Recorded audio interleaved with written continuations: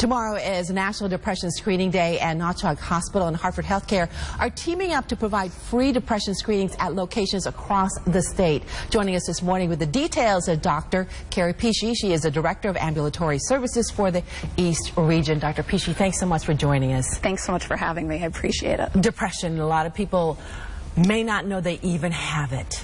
That's very true. About 15 to 18 million Americans suffer from symptoms of depression, and a lot just try to kind of get through it, think it's going to get better, or maybe the opposite of that, feel pretty hopeless and that nothing's going to help, so often they don't seek treatment. Well, how does one know when you really need to seek treatment? Well, there's a lot of symptoms, including sadness, bouts of crying, lack of concentration, irritability, sometimes changes in sleep and appetite. But I think for me, when I'm assessing clients and thinking about it, really a change in functioning is really important.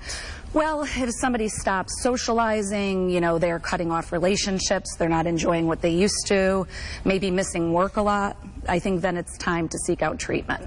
You have free screenings available, and when will those start? So we have free screenings available tomorrow at all of our Natchaug sites through Hartford Healthcare from 10 to 4.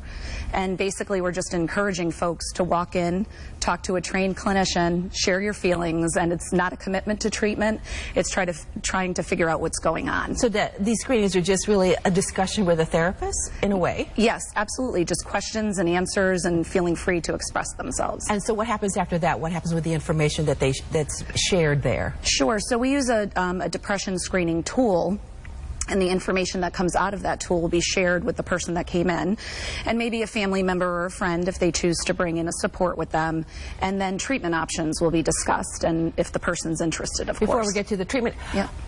Do most people, are there many cases actually diagnosed during these screenings? Definitely. I would say probably around 50% of folks that come in to get screened will wind up with a diagnosis, if you will, or suggestion for treatment for depression. What we know about folks that are suffering from symptoms of depression, only about 1/3 of them ever show up for treatment. So that's a statistic that we really need to look at and encourage people to come in.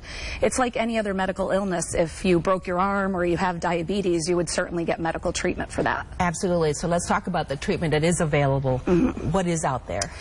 So we encourage therapy as kind of the first front line. Exactly, absolutely. But also medication treatment is possible. We do a lot of education around the symptoms, giving coping skills, etc., involving family and loved ones so that they can be involved in the treatment as well. That's really important, isn't it, to make sure that you have support? Absolutely. And what we know about depression, 80% of the individuals that come in and get treatment, mm-hmm. they report symptoms are improving within 4 to 6 weeks of that treatment. So treatment really works, and that's why we want to encourage people to come on in and talk to us. Is it oftentimes that the loved ones actually see it before the person who is feeling the symptoms? Yes, definitely, and I think that's a very good point, because if anyone is out there that feels that a family member or a friend is struggling, encouraging them, to go ahead and talk to someone. Absolutely. Thank you again, Dr. Pichie, for coming in, and those free screenings start tomorrow. Yes, they do. Thank you. Thank you very much. Now let's head on over to Gil.